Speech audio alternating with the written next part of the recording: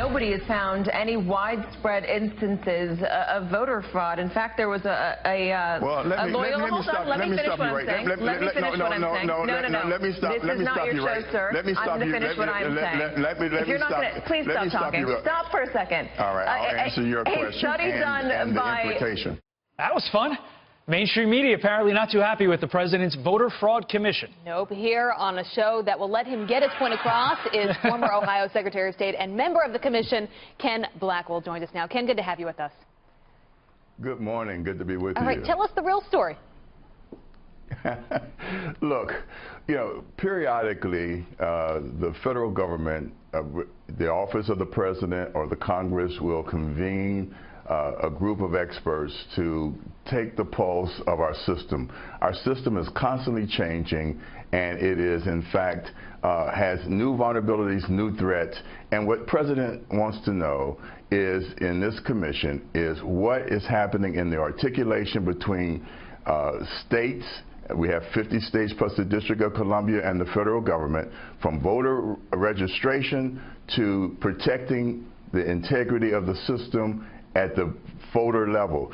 Our system is predicated on the fact that each voter's voice is his or her vote, and that vote should not be negated by an illegal vote. Sure. And that's what this is all about. So, Ken, efforts like this are when critics, they'll cry foul and say you're looking to, it's voter suppression. Same thing is said about voter ID laws in states where they say we want to suppress the vote. What do you say to critics who say that's what this commission is about?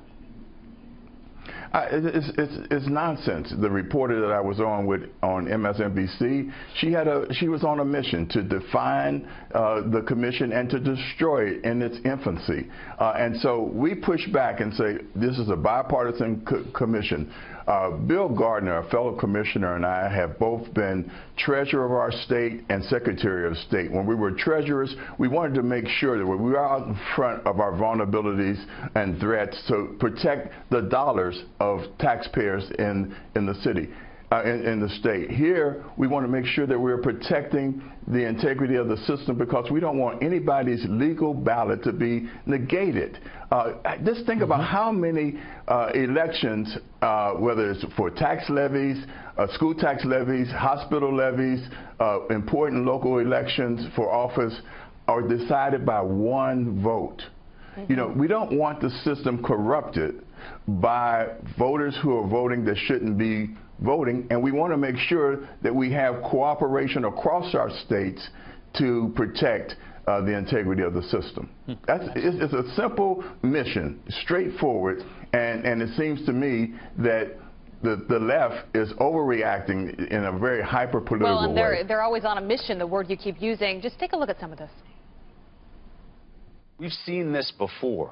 During the Bush era, they went after this farce of illegal votes, which is trying to put meat on the bones of a BS allegation. Then there is this question about voter suppression being really sort of the end goal of all of this. For Donald Trump, it's squarely about 2016 and his obsession with not having won the popular vote. Part of it is, the president trying to prove that 3 million undocumented immigrants voted in this election. I mean, look, the election didn't go their way for many of them. Are they just trying to get to the bottom of that and prove exactly why?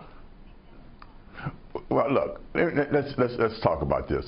The reality is that on the left, they're talking about now the Russian threat and manipulation of the system. Well, this commission is going to look at threats and vulnerabilities, whether the threats are foreign or domestic, whether it's folks who are misusing our corrupt voter registration files and rolls, or whether or not there's an international threat of someone trying to manipulate our system at the state level. One of the blessings of our system is that it is decentralized.